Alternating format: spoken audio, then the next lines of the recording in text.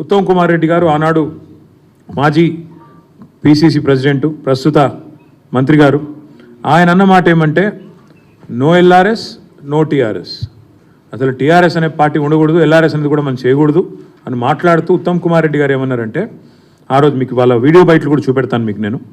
ఆ రోజు అన్న మాట ఏంటంటే ఉత్తమ్ కుమార్ రెడ్డి గారు చాలా స్పష్టంగా టీఆర్ఎస్ను బహిష్కరించాలి, తెలంగాణకి వెళ్ళి ప్రజలెవరు ఎల్ఆర్ఎస్ కట్టొద్దు, కాంగ్రెస్ అధికారంలోకి వచ్చాక ఉచితంగా భూములను క్రమబద్ధీకరిస్తాం, ఉచితంగానే ఎల్ఆర్ఎస్కు ఏ ఫీజు లేకుండా చేస్తాము అని స్వయంగా ఉత్తమ్ కుమార్ రెడ్డి గారు అన్నమాట. ఒకసారి మీరు దయచేసి వారు ఏం మాట్లాడారో ఒకసారి నేను మీకు చూపెట్టే ప్రయత్నం చేస్తాను. ఇది ఎవరిది?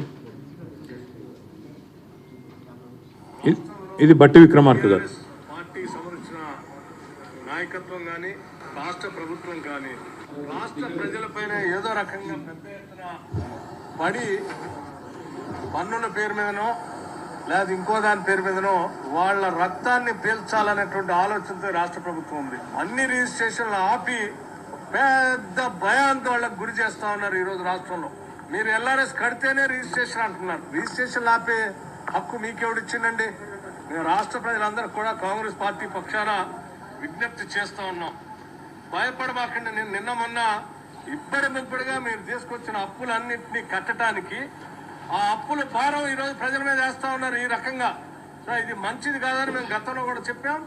ఇంకా 2-3 సంవత్సరాల తర్వాత ఇంకెట్లా ఉంటుందో ఒక్కసారి ఆలోచిస్తేనే భయాందోళనగా ఉంది.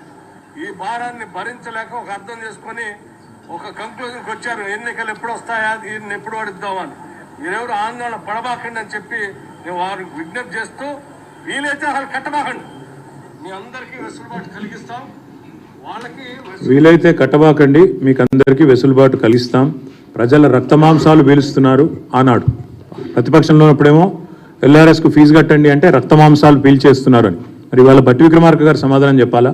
మరి మీరు కూడా ఇప్పుడు రక్తమాంసాలు పీలుస్తున్నారా?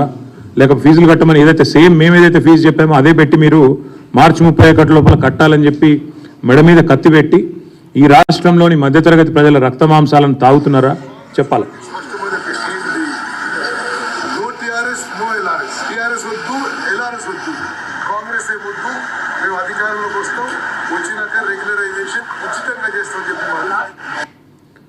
నో టీఆర్ఎస్ నో ఎల్ఆర్ఎస్, మేము కాంగ్రెస్ అధికారంలోకి వస్తాం, రాగానే ఉచితంగా, మళ్ళొకసారి వినండి, ఉచితంగా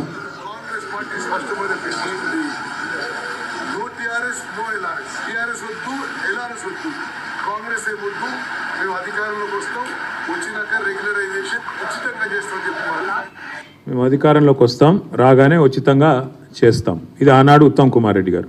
ఇది సీతక్క గారు.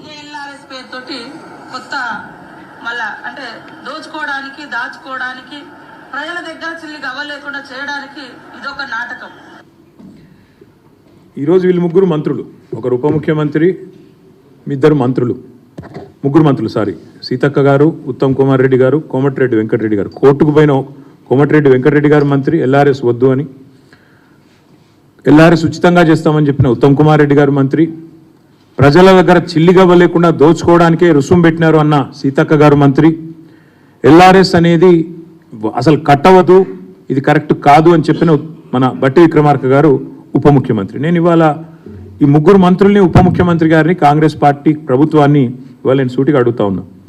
ప్రజల నుంచి 20,000 కోట్ల రూపాయలు తోలు వలిచి వసూలు చేయడానికి మీరు వేసిన ఎత్తుగడ ఇది కాదా? మీరు చెప్పిన మాటల్లో విశ్వసనీయత ఉంటే, మీరు ఆనాడు ప్రతిపక్ష పార్టీగా మీరు చెప్పిన మాటల మీద మీకే విశ్వాసం ఉంటే, ఇవాళ మరి ఈ రకమైన ఎల్ఆర్ఎస్ కార్యక్రమానికి మీరు ఎందుకు తెరదీశారు?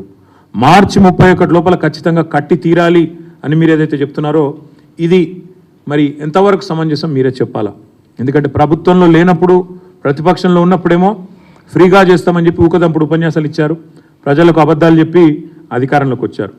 ఎల్ఆర్ఎస్ మీద న్యాయ పోరాటం ఏమైంది? వెంకటరెడ్డి గారిది పిల్లి ఏమైంది చెప్పాలి. అందుకే మేము అనేది బట్టి గారు చెప్పిన మాటలు వట్టి మాటలను తేలిపోయింది. అసలు ఎల్ఆర్ఎస్ కట్టవద్దని చెప్పింది ఉత్తదని తేలిపోయింది. ఉత్తమ్ కుమార్ రెడ్డి గారు ఫ్రీగా చేస్తాం ఎల్ఆర్ఎస్ అన్నారు, మరి ఆయన క్యాబినెట్లో ఉన్నారు. ఇవాళ ఆయన క్యాబినెట్, ఆయన ఏ మంత్రివర్గంలో అవుతున్నారో ఆ క్యాబినెటే ఎల్ఆర్ఎస్ కట్టాలని చెప్తా ఉంది. అదేవిధంగా సీతక్క గారు చిల్లిగవ్వలేదు ప్రజల దగ్గర అన్నారు, మరి వారు కూడా ఈరోజు సమాధానం చెప్పాలి. ఇవన్నీ తప్పకుండా ప్రజల తరపున మేము అడుగుతా ఉన్నాం.